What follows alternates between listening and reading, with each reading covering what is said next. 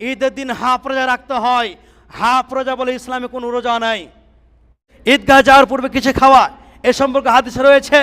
আনাস রাদিয়াল্লাহু তাআলা আনহু قال কানা রাসূলুল্লাহ সাল্লাল্লাহু আলাইহি সাল্লাম, আনাস রাদিয়াল্লাহু তাআলা আনহু বলেন রাসূল সাল্লাল্লাহু আলাইহি সাল্লাম তিনি কি করতেন, লা ইয়াগুদু ইয়াউমুল ফিতর হাত্তা ইয়াকুলা তামারাত।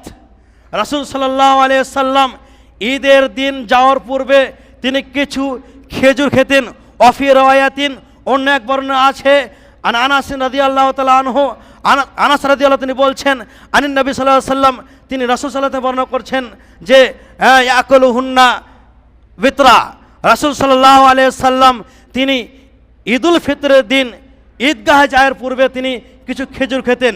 ভালো করে শুনবেন, বেতর খেতে, খেজুর মানে বেতর বলছে বেজের খেজুর। রাসূল সাল্লাল্লাহু আলাইহি সাল্লাম বেতরান হাদিসে বলা আছে বেতরান।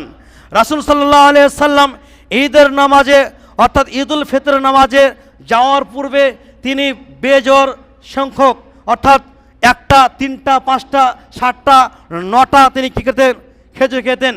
সম্মানিত উপস্থিতি, এই খেজুর খাওয়ার হিকমত হলো, অনেকে মনে করেন যে ঈদের নামাজ পড়া অবধি রোজা থাকতে হয়।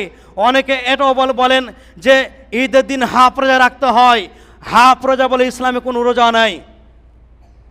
ইসলামে কোনো হাফ রোজা নেই। আপনি মনে করলেন যে ঈদের দিন ঈদুল ফিতরের দিন কী করতে হবে, ঈদ পরে এসে বা ঈদ পর অবধি আমাদের খেতে হবে না, এটা হাফ রোজা। মিথ্যা কথা, কোনো হাদিস কোরআন প্রমাণ করে না। সুতরাং আপনার মনে কোন রকমের যেন সন্দেহ না হয়, আপনার মনে কোন রকমের এইরকম যে কথাগুলো বললাম যে হাফ রোজা, এইগুলো আপনার মনে যেন না আসে, এই জন্য রাসূল সাল্লাল্লাহু আলাইহি সাল্লাম তিনি আমাদেরকে পদ্ধতি দিয়ে দিয়েছেন যে ঈদগাহ যাওয়ার পূর্বে কিছু খেজুর খেতে হবে।